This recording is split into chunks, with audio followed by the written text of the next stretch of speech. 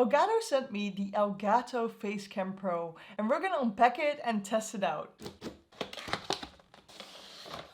Nothing in this box anymore. This is just a cardboard box and we can flip it open. What we see here is quick start guide. It says you can put it on a tripod or put it on the Elgato multi-mount system or the little holder that comes with it. Then we have safety instructions, a cable, which is USB-C to USB-C. And you can attach it to your screen like that. This, is the Facecam itself. Here in the back you can put the USB-C cable in. And here at the bottom you can see the thread where you can actually screw this on. Make sure that you turn this tightly. And we can see there's also a reset button here. So now we can actually put it on our screen. These things here in the back, these are ventilations, also here. So do not cover these with anything because, well, it needs to ventilate. Otherwise it gets hot. So I have the Elgato Facecam here. This is the original one, and if we compare it to this one, you can see that this one is a lot bigger.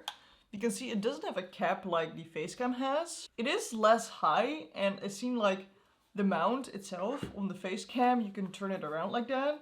Where on this one, you can, but it's like because of the screw, and not per se because there's a ball head on it. Seem to be able to extend it like this as well. You can see it's less thick than the original one, but it's a lot wider. So this is the Facecam, this is the Facecam Pro. Let's go test it out. To download the software, go to elgato.com, go to downloads, and here select Facecam Pro. This is the program you just downloaded. And then if you click on enable preview, you will see your webcam.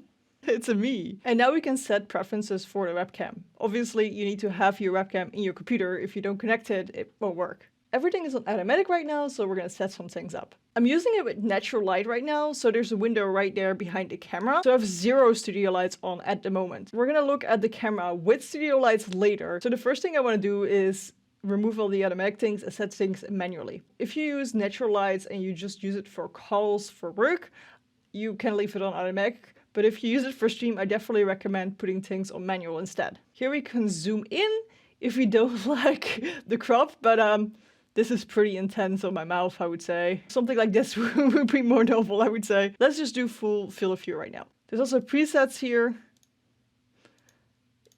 You can actually set those presets. You can tilt and pan a little bit.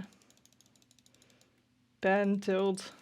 Okay, here, focus. I want to set the autofocus off. Usually you're sitting kind of the same, so you don't need the autofocus, but obviously if we're gonna show something here, it's not gonna focus, but if we have the autofocus on, it is gonna focus. See, it's gonna focus on my hand. And for the autofocus, we have some settings here for spot or center weight, and you're usually in the center, so center weight is usually fine.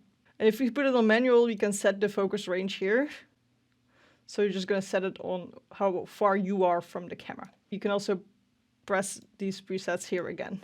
Then here we have contrast. Now, if we're gonna use the slider, we can see what it does. It makes things really, whitish or really blackish.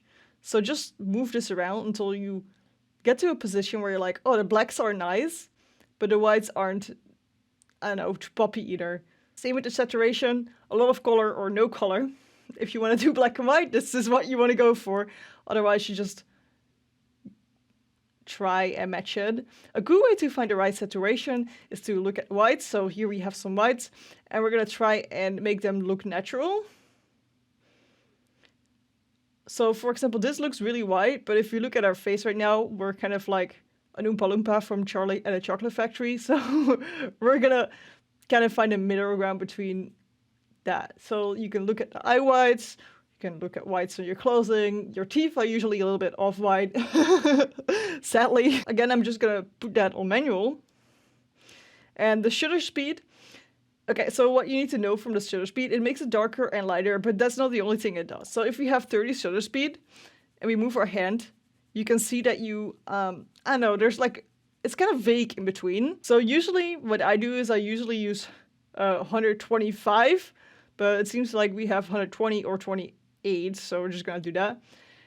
And then we can move the ISO around to actually make it darker or brighter. So we can fix it with the ISO like that. So hello. Again, we're gonna look at the whites and try to match the white on the whites. Kind of the same as doing with the saturation, but then with the different colors. So like here you're all yellow, here you're all blue, and you're trying to find a natural color in between. You can also put anti-flickering on. So if you have lights, sometimes they look like they flicker on your camera, but they don't look like they flicker IRL. So you can have that turn on or off right here to make sure that it doesn't flicker. You can also change the preview format to another resolution, for example, 1080p. If you go to OBS right here, you can just add video capture device, and then we just select Facecam Pro. And what you will see is that it doesn't appear in here. What you need to do is turn off the preview by clicking on this eye. And now if we deactivate it and activate it, we actually see ourselves like you see. But we're in 4K and my screen output in OBS is just 1080p. So we can either just use Control and drag it down like that, or here in the settings, you also have an option to set a custom resolution on 1080p. So the way it looks like in OBS or in other software like Discord will be the way that you set it up in the camera hub from Elgato. So let's jump into the other PC to show you how it looks like with lights. So behind the other PC, and this is actually my Canon M50 camera with the cam link. So this is a mirrorless camera. It's kind of like a DSLR camera, but then it doesn't have a mirror. That's why it's called mirrorless. This camera is about $600 with a $300 lens. So about like $900 to $1,000. I'm saying this because if you're going to start comparing it to the Elgato webcams, I don't think it's fair to not know the price range. This is the raw automatic Facecam, and then we also have the Facecam Pro. Hello. That's this one. Again, it's on automatic, so we're gonna tweak things and see how it looks like. It's 8K right now, but I shrunk it down to 1080p, so you're seeing it at 1080p instead of 4K. So here you see a side-by-side of all the cameras. As you can see, this camera is still clearly the best.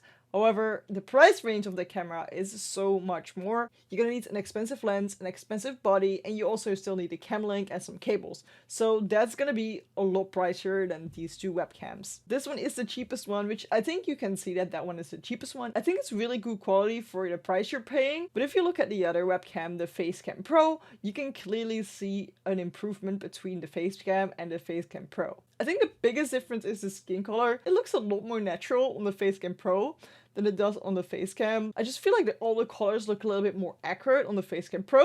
A really big plus on the Facecam Pro is that you can put manual focus, and you can just focus wherever you want. So we can focus on things behind me as well. We can still have it on automatic, and it will just focus whenever we want.